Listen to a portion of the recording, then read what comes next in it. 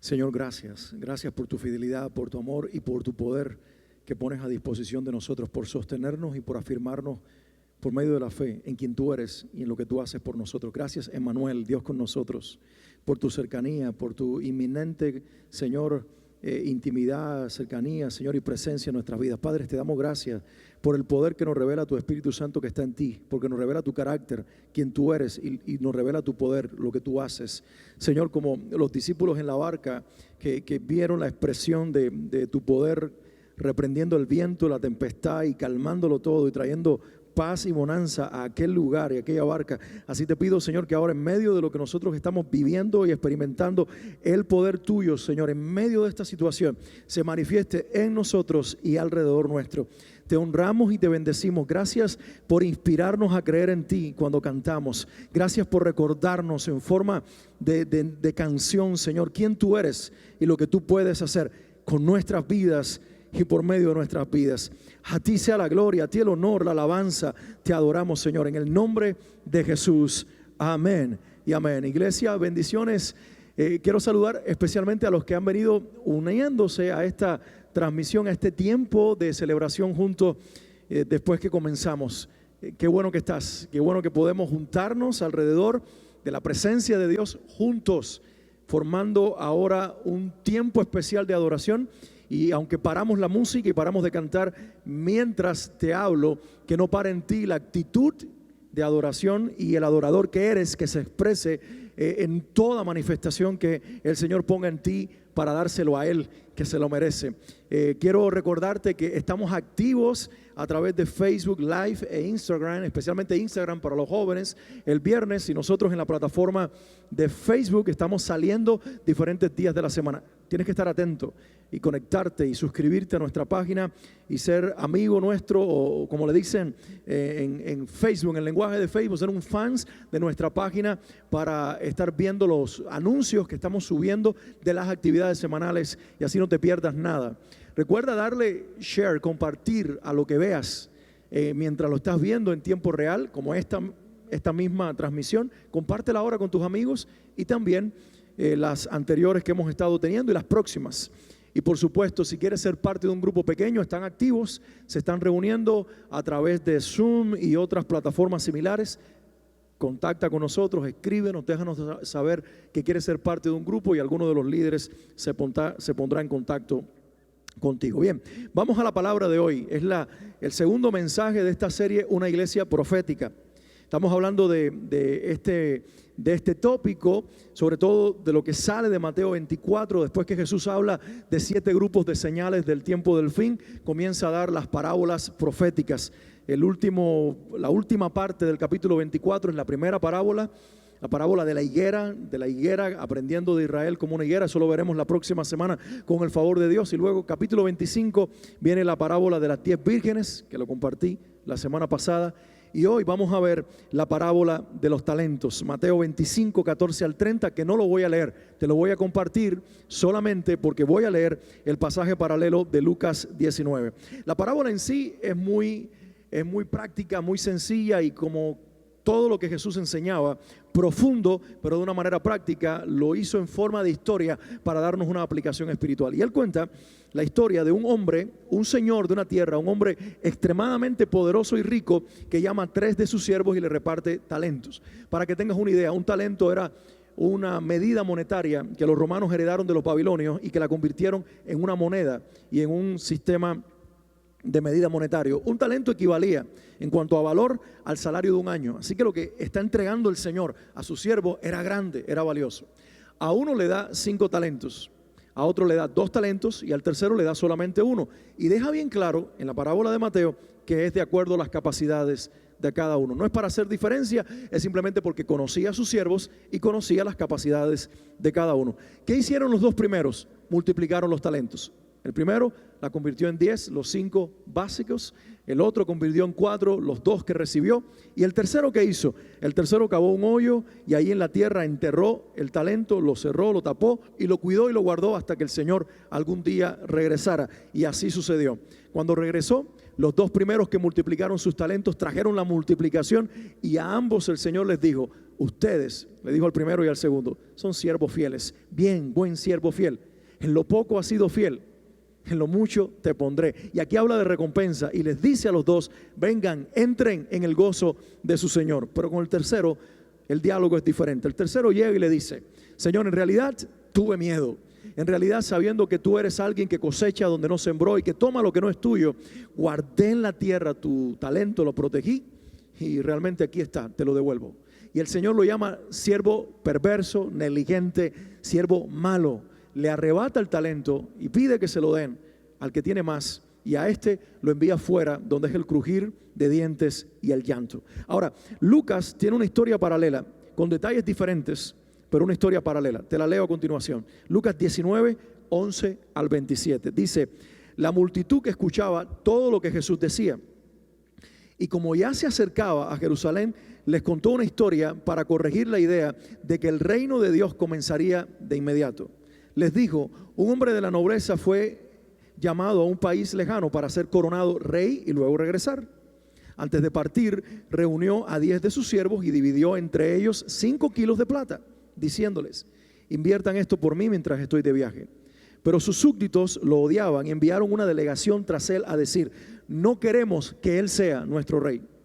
Después de esto, lo coronaron rey. Volvió y llamó a los siervos a quienes les había dado el dinero. Quería saber qué ganancias habían tenido.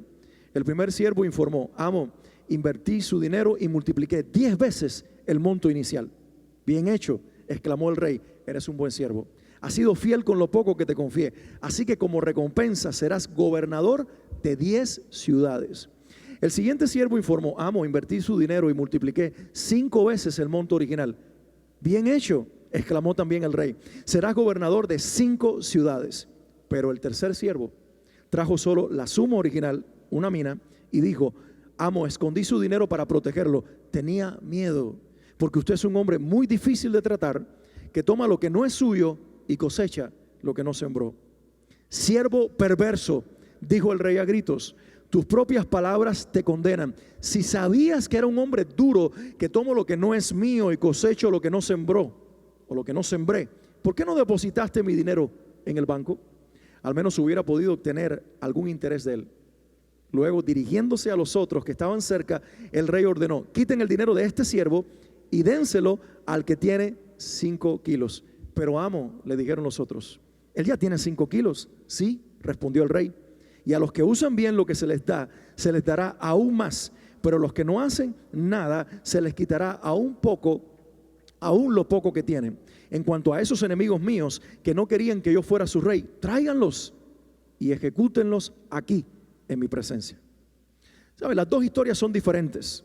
Las dos historias, las dos parábolas narradas por dos escritores bíblicos son distintas. ¿Notaron la diferencia? Mateo habla de talentos y Lucas habla de minas. Una mina era un valor infinito, un valor infinito, debe ser ínfimo, un valor pequeño, un valor insignificante comparado con el valor del talento. De hecho, se decía que se necesitaba para llegar a un talento 60 minas. Entonces, aquí habla de una mina como la base de algo que podría ser y crecer exponencialmente, pero que era pequeño en sí mismo. Como cuando Jesús habló de nuestra fe salvadora como un pequeño grano de mostaza y nos dice, en realidad ustedes no necesitan aumentar esa fe, sino expresarla y por sí sola crece. ¿Ven el vínculo aquí que Jesús hace? Lo pequeño que puede llegar a ser grande. Esa es la idea de Lucas. Ahora, antes de que ustedes afirmen lo que muchos dicen, que la Biblia tiene errores o tiene contradicciones, permítame decirles que no, aquí no hay contradicciones, aquí simplemente se están expresando algunas cosas. Número uno, el Señor quiere dejar bien en claro que aunque la historia se cuente diferente, el mensaje central está intacto. Aunque en una parábola, la de Mateo, se le llame Señor de la tierra y en la otra Rey, en realidad eso no es un detalle significativo. Aunque se habla en una de talentos y en el otro de mina, se está hablando de un valor que no eran de los siervos y que les fue entregado como responsabilidad y como privilegio. Eso quedó intacto. Y también lo que hicieron con lo recibido es lo realmente resaltable en la historia, y no tanto cuántos siervos eran, si 3 o 10, ni cuántos fueron fieles, si 9 o 2, Realmente lo que se está es marcando aquí que algunos son fieles y algunos son infieles, y que lo que hacen refleja o revela quiénes realmente son. Lo segundo que quiere dejar bien claro el Señor por medio de las diferencias de estas dos parábolas es que Jesús puede ser descrito tanto como Señor, según Mateo, o como Rey, según Lucas. Porque ¿acaso nuestras Biblias no dicen que Él es el Rey de reyes y el Señor de señores? Así que lo mismo puede ser el Señor descrito en Mateo que el Rey descrito en Lucas. Y por supuesto, el Espíritu Santo quiere dejar en claro algo aquí, que Él puede usar a alguien a pesar de su personalidad. Que no importa si uno es exagerado como Mateo o uno es pragmático y directo como Lucas. Recuerden que Lucas, además de ser doctor, es un historiador. Y está haciendo aquí un tratado teológico e histórico para que su amigo Teófilo conozca todo lo concerniente al Evangelio de Jesús y más tarde lo concerniente a los hechos de los apóstoles en el poder del Espíritu Santo. Lucas es un historiador, tiene que ser preciso con los detalles. No fue un testigo ocular, pero sin embargo se nutrió de lo que los testigos oculares le contaron acerca de lo hecho por Jesús, de lo vivido por Jesús, y eso trató de ponerlo al pie de la letra. Mateo, por su parte, tiene una personalidad que lo duplica todo. Cuando algunos hablaron de un ciego sanado, Bartimeo, él habla de dos. Cuando se habla de la liberación de un endemoniado gadareno, él dijo que eran dos. Cuando se habló de la alimentación de los 5,000, él dijo sí, pero también se alimentaron a 4,000. ¿Lo ves? Mateo es el que siempre lo duplica todo. Tal vez es exagerado en su personalidad. Es casi un cubano. Es uno que siempre dice que las cosas son mayores. Y no es que le gustara agrandarlas, es que él la veía así. Y el Espíritu Santo no quiere remover la personalidad de Mateo, como tampoco la de Lucas. Usa el trasfondo cultural de los dos, usa las personalidades de los dos y mantiene intacto el mensaje. Ese es nuestro Dios. Diferentes formas de narrar la historia, pero la historia, el mensaje intacto. ¿Y cuál es la historia en esta parábola? ¿Y qué es lo que el Señor quiere que nosotros tengamos claro? Bueno, de hecho te lo voy a decir con el título de este mensaje. ¿Qué clase de siervo soy? Así titulo este mensaje hoy.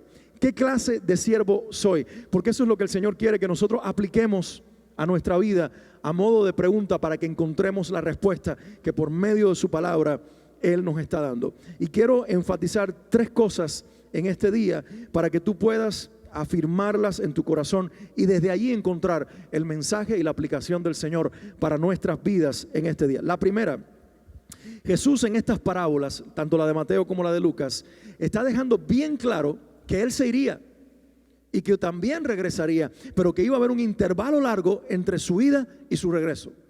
Miren, Lucas, y por eso me gustó leerlo en parte por esto y otros detalles, pero en primer lugar este detalle.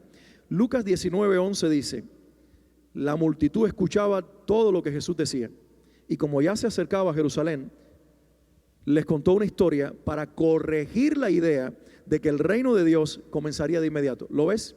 Jesús está a punto de entrar triunfalmente a Jerusalén y Él sabe lo que viene.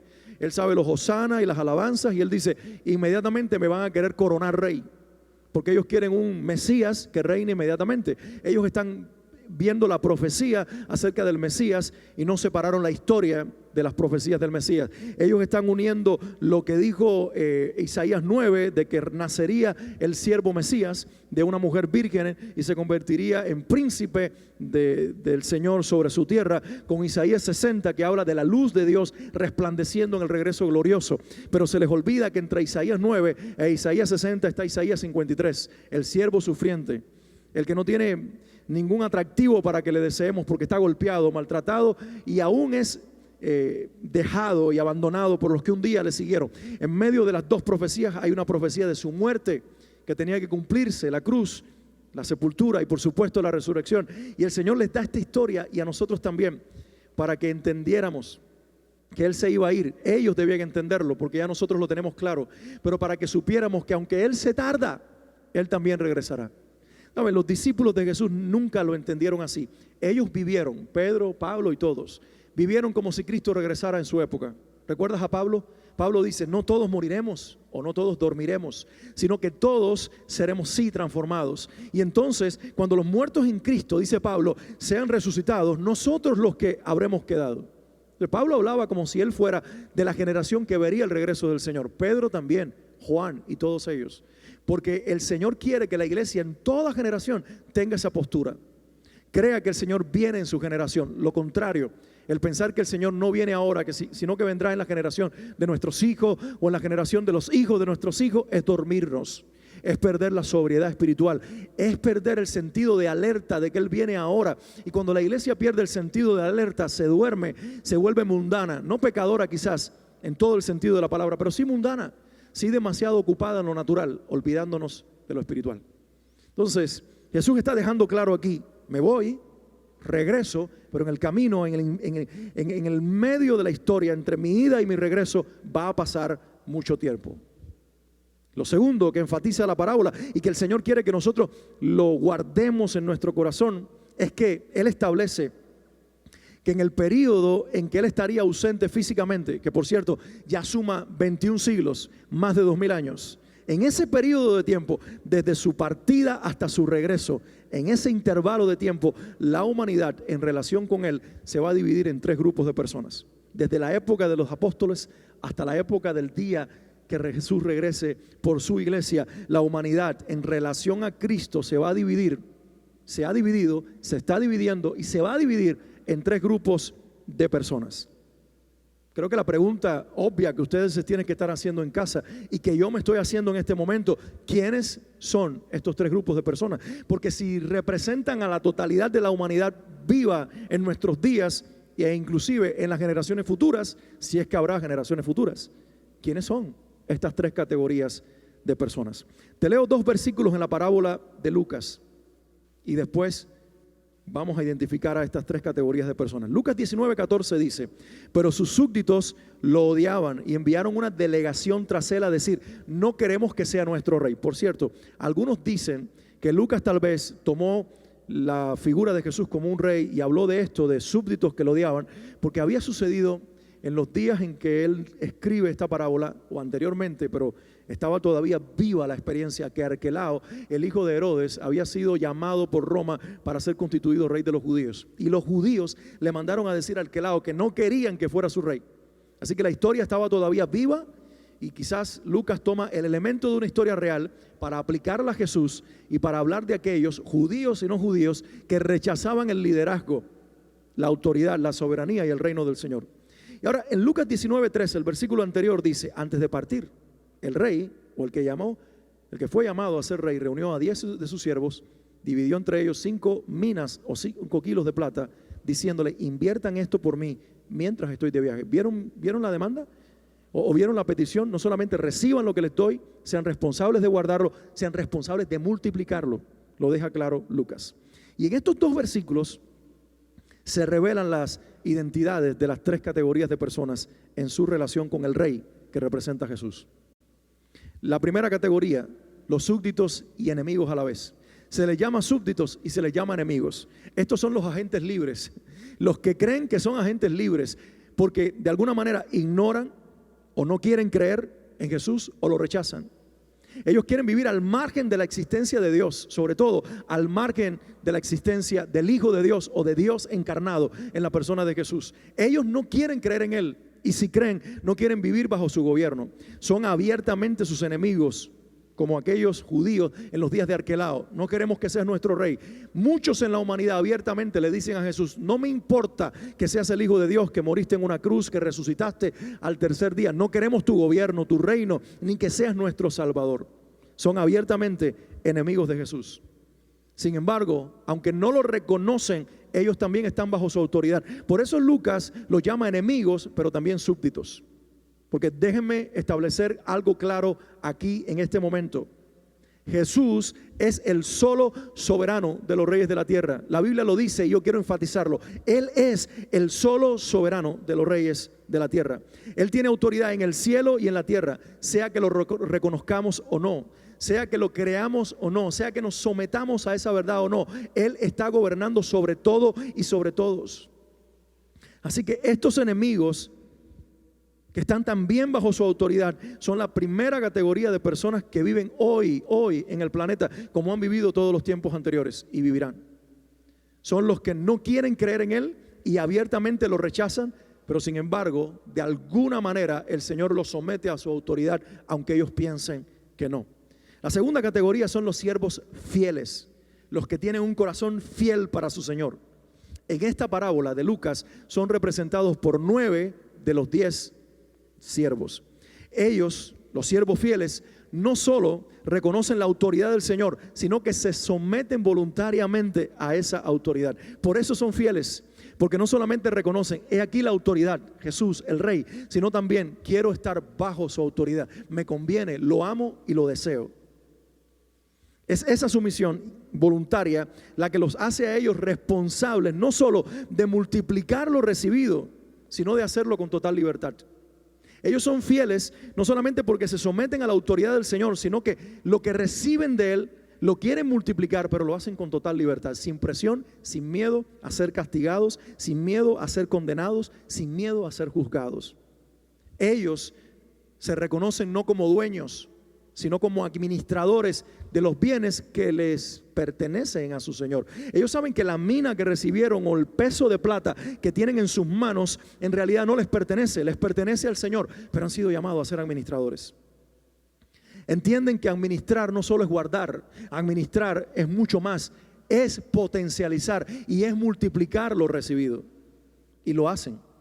Y lo hacen con la confianza de que su Señor apreciará todo lo que ellos hagan de corazón y para Él. No se enfocan en la cantidad multiplicada, sino en la acción fervorosa y amorosa de multiplicar los bienes de su Señor. ¿Lo escuchaste? Ellos no están pensando, si me dio 1 lo voy a multiplicar en 10 para ganarle al que lo multiplique en 5 y así sucesivamente. No hay competencia, no hay cantidades. Ellos no están enfocados en cuánto va a ser la multiplicación, la cantidad, sino en el acto mismo de multiplicarlo, porque es un acto de amor fervoroso, enfocado en el dueño de lo que recibieron. Por cierto, aunque muchos hablan del talento, las minas como representación de dones espirituales o de habilidades naturales, yo no creo que esté hablando aquí de esto. Esa es la expresión, esa es la multiplicación. Los dones del Espíritu y los talentos naturales se expresan como la multiplicación de esto que aquí en Lucas es llamado una mina de plata.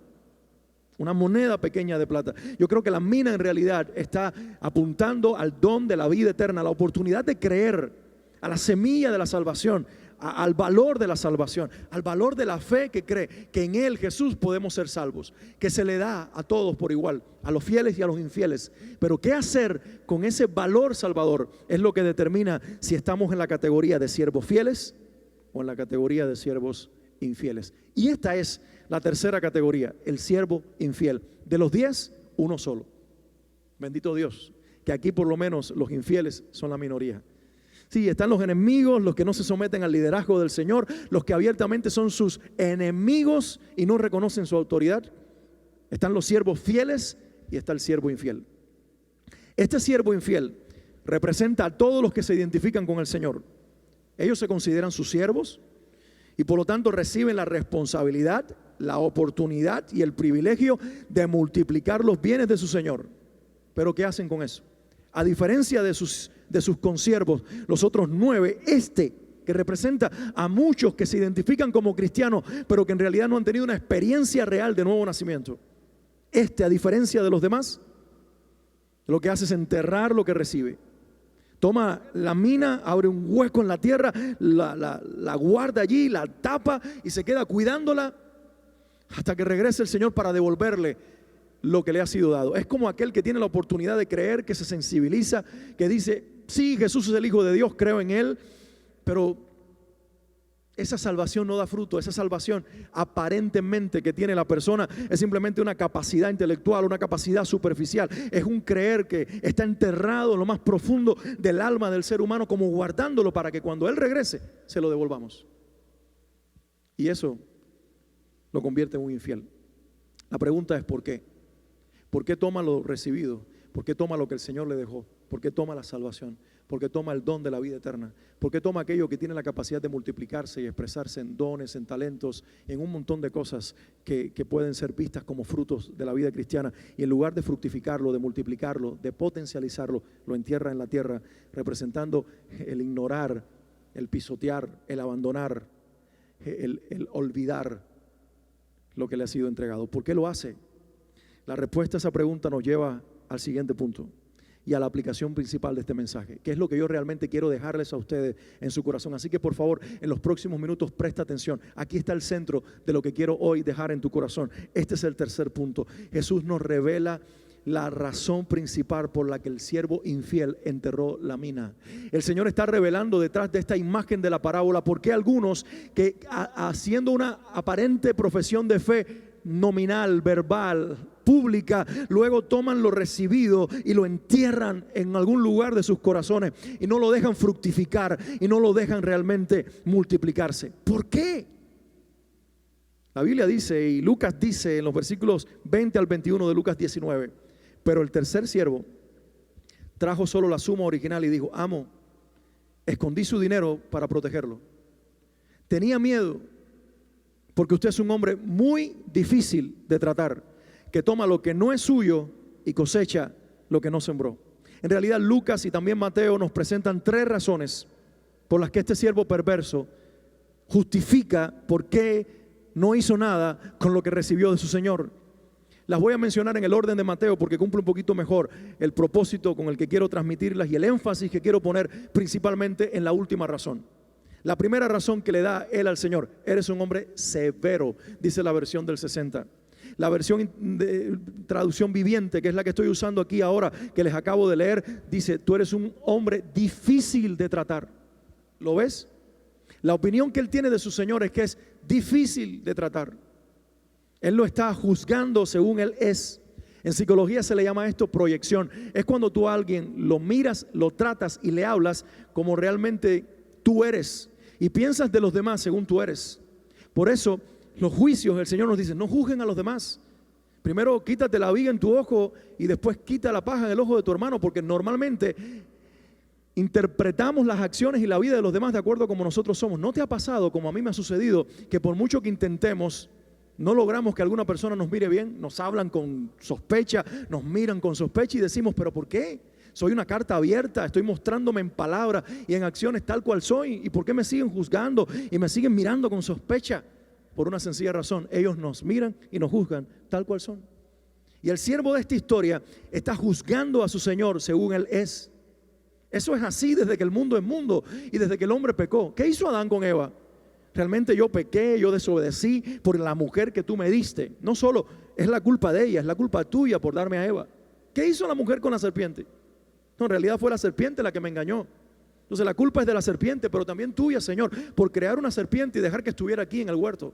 Y nos hemos convertido en personas que siempre buscan culpables y responsables de nuestras acciones para justificarnos. No hay arrepentimiento en este siervo. Cuando es confrontado, en ningún momento dice: perdóname, Señor, porque fui negligente, porque fui insensato, porque no hice lo que debía hacer. Él busca un culpable, y el culpable es nada más y nada menos para él que su propio Señor, por la personalidad que él creía que tenía. Él creía conocer a su Señor como los otros 9 no lo conocían, pero resulta que la idea que tenía estaba distorsionada por el corazón de este hombre. La segunda razón que le da es que tú, Señor, como eres difícil, cosechas donde no sembraste y tomas lo que no es tuyo. ¿Lo escucharon? Cosechas lo que no sembraste y toma lo que no es tuyo. ¿Qué significa eso? Él está diciendo: bueno, la moneda inicial, el talento y la mina inicial es de él, pero lo que yo haga con ese talento y la multiplicación es mío. Entonces él separa lo de Dios y lo suyo. Y así hay muchos en la vida. El diezmo es de Dios, pero lo demás es mío. El don que Dios me dio es de él, pero lo que yo haga con ese don y esa habilidad es mío. Y empezamos a separar lo nuestro y lo de Dios, como aquel niño que el padre le da 2 monedas, una para él y otra para darla de ofrenda en la iglesia. Iba jugando con una de las 2, ¿recuerdan? Se le cayó y se le fue por el hoyo que había en la calle, y cuando vio que se le perdió, intentó buscarla, y al no poder encontrarla, miró al cielo y le dijo: lo siento, Dios, se perdió la tuya. Y así somos nosotros, siempre separando lo nuestro de lo de Dios, como si realmente tuviéramos algo. Él pensó que si él multiplicaba la mina recibida, lo multiplicado era suyo y se le iba a ser quitado. ¿Quién nos dijo que poseemos algo? Los otros 9 de Lucas o los otros 2 de Mateo multiplicaron porque en ningún momento se sintieron dueños. Y multiplicaron porque conocían el corazón de su Señor, que sin ellos ser dueños sabían porque sí, lo sabían, que iban a ser participantes de la recompensa, porque el Señor siempre hace partícipe no solo de la responsabilidad, sino de la recompensa a los que ama. Pero este no conocía a su Señor, creía conocerlo y por eso lo juzgaba equivocadamente y por eso trataba de partir lo que era del Señor y lo que era suyo equivocadamente, erróneamente. La tercera razón que él da, para mí es la principal, es la raíz de todo. Él le dice, te tuve miedo. Escucha, no solamente habla de tener miedo, sino a quién se lo tenía, a ti, Dios. Adán, ¿qué hizo Adán? Cuando escuchó los pasos del Señor, ¿qué hicieron Adán y Eva? Se escondieron detrás de los árboles. Y cuando Dios le dice, ¿qué haces ahí, Adán? Le dice, es que escuché tus pasos en el huerto y tuve miedo. ¿De quién? De Dios. Un corazón no arrepentido que está gobernado por nuestra maldad siempre le tiene miedo a la persona no indicada.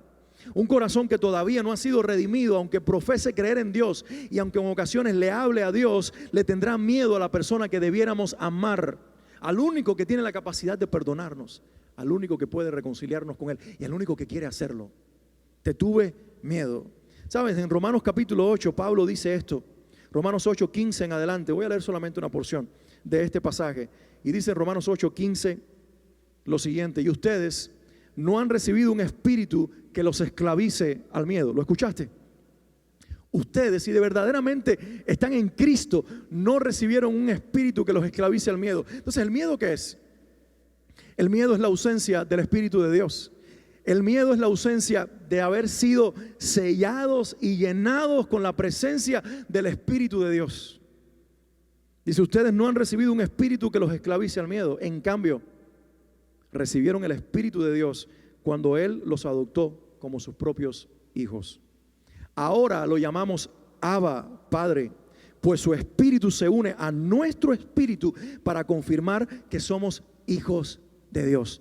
Lo que está diciendo aquí Pablo, por inspiración del mismo Espíritu, es que cuando alguien creyó verdaderamente en Jesús, viene a vivir dentro de esa persona el Espíritu Santo, que nos hace clamar con libertad, Abba, Padre. Cuando Jesús llamó Padre a Dios, ¿qué hicieron los judíos? Tomaron piedras para matarlo, porque nunca nadie había llamado a Dios Padre. Pero Jesús estaba levantando un pueblo de gente que recibiera su Espíritu Santo al creer en Él, para no solamente Él llamar a Dios Padre, sino también nosotros en Él tener la libertad por el Espíritu Santo de llamar a Dios nuestro Padre. ¿Lo puedes ver? Eso es lo que está diciendo Dios aquí. Porque lo que quiere enfatizar el Señor es que no es lo mismo el temor que produce el respeto a Dios, el temor que nos lleva a la obediencia, el temor reverencial a Dios, al miedo que nos lleva a interpretar incorrectamente quién es Jesús en realidad. Este siervo malo de la historia tenía un miedo incorrecto, distorsionado. Él creía que él era el único que conocía a su Señor, pero en realidad la imagen que él tenía de su Señor estaba distorsionada. ¿Y qué lo distorsionó? La imagen de Cristo estaba distorsionada en el corazón de este hombre por la mismísima condición de su corazón. Porque de acuerdo a cómo está nuestro corazón, así vemos a Dios. Sabes, si ante la prueba, la enfermedad tuya de un ser querido, el problema financiero, lo que está pasando en el mundo, consistentemente, no temporalmente, sino consistentemente, levantas el dedo al cielo acusativamente y le dices, Dios, ¿por qué me abandonaste? ¿Por qué hiciste esto? Lo puedes hacer por un minuto y luego arrepentirte, porque aún los hijos de Dios nos confundimos y dudamos. Pero cuando consistentemente levantas el dedo arriba y acusas a Dios de haberte abandonado, es porque no has conocido a tu Señor. No has entendido que Él es el Dios que está cuando estás sano o cuando estás enfermo, cuando tienes dinero o cuando te falta. Que Él es el Dios de la vida y de la muerte, del que oye o del sordo, del que ve y del que no ve, del que habla o del que es mudo. Que Él es el Dios del que tiene debilidades como del Dios de los que están completos. Que Él es el Dios de las buenas y de las malas. Y cuando tú entiendes esto, aún en tus pruebas, el Espíritu Santo que clama dentro de ti, Abba, Padre, te lleva a adorar a tu Dios. Temporalmente puedes dudar y temporalmente hasta puedes reclamar, pero luego te rendirás en arrepentimiento diciendo, ¿quién soy yo para reclamarle al dueño de todo que me vaya bien en la tierra, cuando en realidad esto es una tierra pervertida y dominada por el pecado? Lo que debiera reinar es el mal, así que lo que debiera sorprenderme es que en medio de tanto mal yo todavía me encuentre bien. Es que en medio de la enfermedad todavía haya gozo en mi vida. Es que en medio de la carencia todavía pueda comer un plato de comida. cómo interpretamos a Dios y cómo lo vemos consistentemente en nuestras vidas es el grito sin voces de nuestro espíritu diciéndonos: realmente no has nacido de nuevo si lo juzgas a Él como el culpable de lo que te pasa. Si te rindes ante Él y lo adoras sin importar circunstancias, entonces sí has nacido de nuevo. Como este siervo nunca tuvo una relación, y así todos los que se llaman cristianos pero nunca han tenido una relación correcta con el Señor, nunca pudo tener Él, ni tendrá nadie que no está en Cristo, aunque hable de que sí es cristiano. Nunca tendrán un sentido de pertenencia de lo que su Señor les ha confiado, y por eso lo entierran. Nunca se hizo participante, nunca dijo: esto es del Señor pero también es mío, me toca administrarlo pero como dueño. Como saben, hace algunos años volé en una aerolínea española que pude después leer la historia del fundador y de su familia, y en cada una de las posiciones importantes de esta empresa y de todas las que creó el padre de familia están sus hijos. Ellos están administrando los bienes de su papá. Ellos, por un lado, profesionalmente son administradores, pero ellos en vínculos consanguíneos son los hijos del dueño. Y el Señor quiere que entendamos esto: si tenemos una relación correcta con Él, en cuanto a responsabilidad somos administradores, pero en cuanto a posición somos hijos. Y eso cambia la perspectiva. Eso cambia la perspectiva. Pero aquel que de labios dice: Señor, te conozco, y recibe la mina, recibe el talento, lo enterrará, porque realmente no conoce a su Señor. ¿Cuántos hay hoy que dicen ser cristianos y sin embargo han enterrado lo que se les confió? En realidad nunca han dado fruto, nunca lo han multiplicado. Por esta sencilla razón: solo se fructifica o solo se multiplica lo que contiene vida en sí mismo.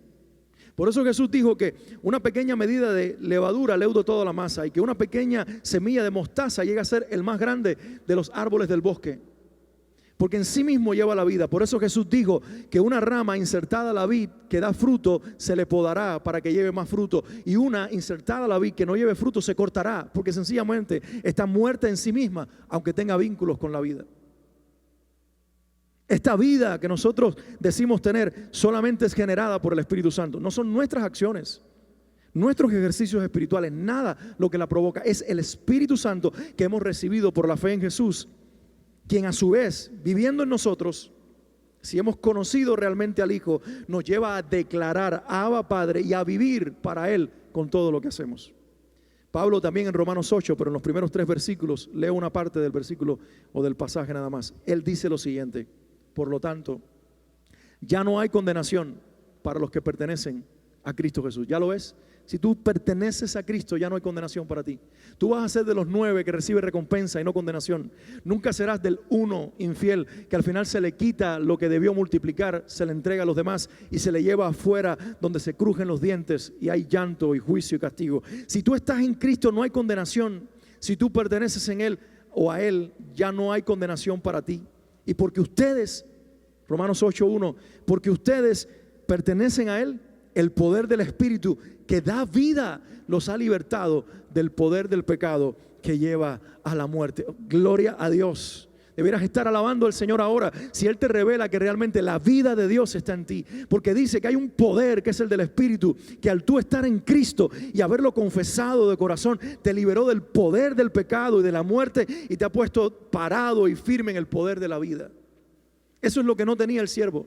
Tenía la oportunidad de creer en forma de mina o talento, tenía el derecho y la responsabilidad de convertir en vida y por lo tanto en fruto lo que le había sido confiado por el Señor. Pero sin embargo lo enterró. Jesús no está hablando aquí, como tampoco lo hacía en la parábola de las 10 vírgenes del mundo incrédulo. Jesús, con estas 2 categorías de siervos, lo dejó bien claro: hay siervos fieles, siervos infieles, y los demás son súbditos enemigos. Y Él así parte la humanidad en 3 grupos.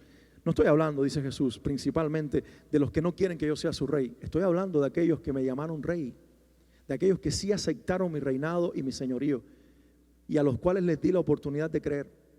Pero algunos decidieron hacerlo, creer y fructificar la fe por medio de la obra del Espíritu Santo en su vida. Y los otros, los que teniendo la misma oportunidad y el mismo deseo inicial, luego fueron y lo enterraron porque no me conocieron correctamente. Sabes, tu nivel de intimidad te lleva a un nivel de conocimiento del carácter real de tu Dios que marca toda la diferencia.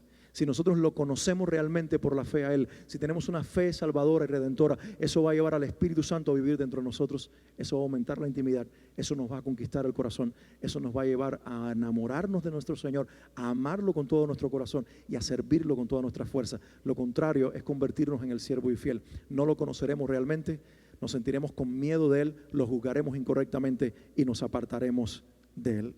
Hoy quiero enfatizar esto y quiero dejarlo en tu corazón ya concluyendo este mensaje. Solo recibimos la vida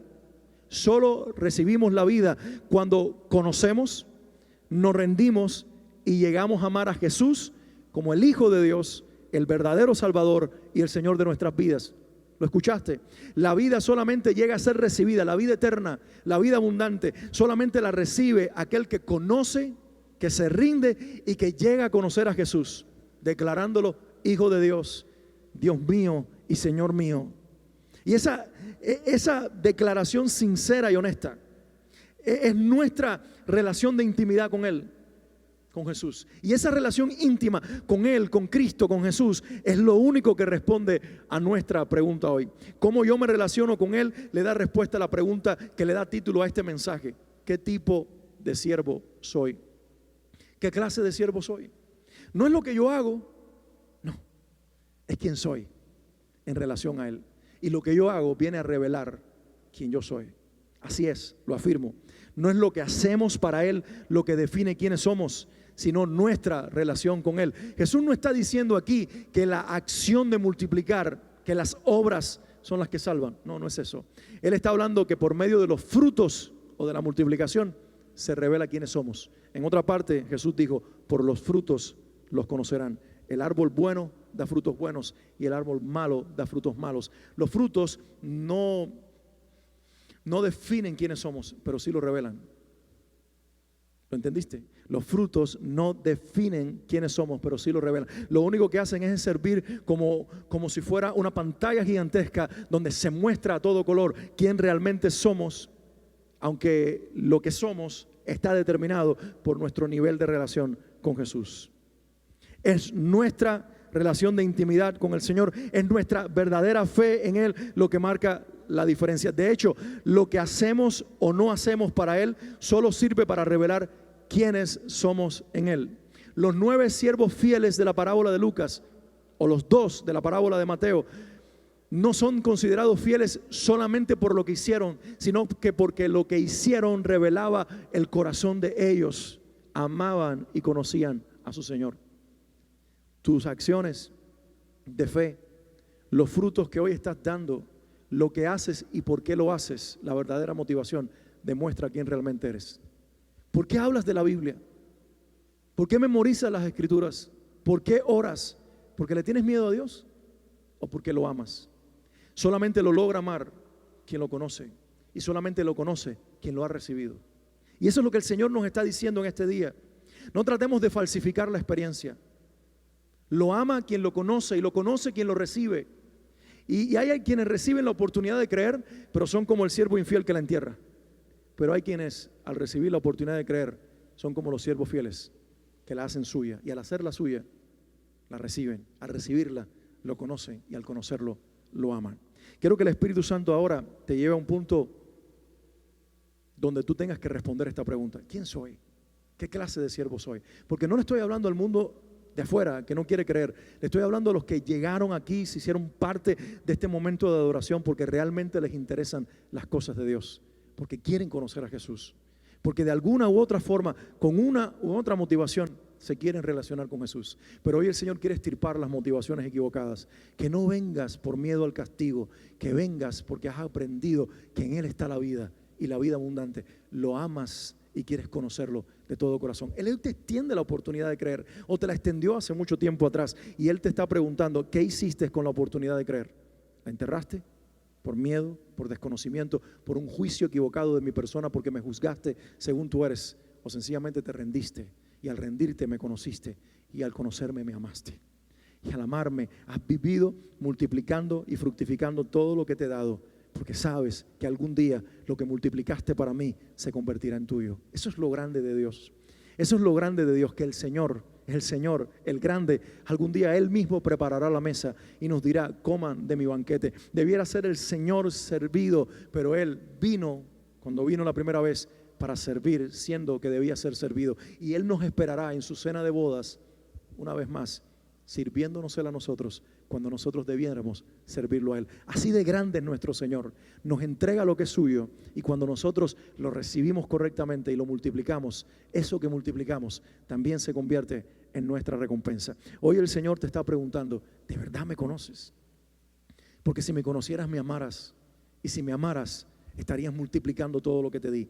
Estarías multiplicando cada don que recibiste del Espíritu Santo. Estarías multiplicando cada talento o habilidad natural. Y estarías multiplicando cada fruto de mi Espíritu si realmente viviera dentro de ti. Solamente puede multiplicar o fructificar los frutos del Espíritu y los dones del Espíritu aquel que ha recibido al Hijo. No se puede recibir al Espíritu Santo independiente de Jesús. ¿Lo tienes claro?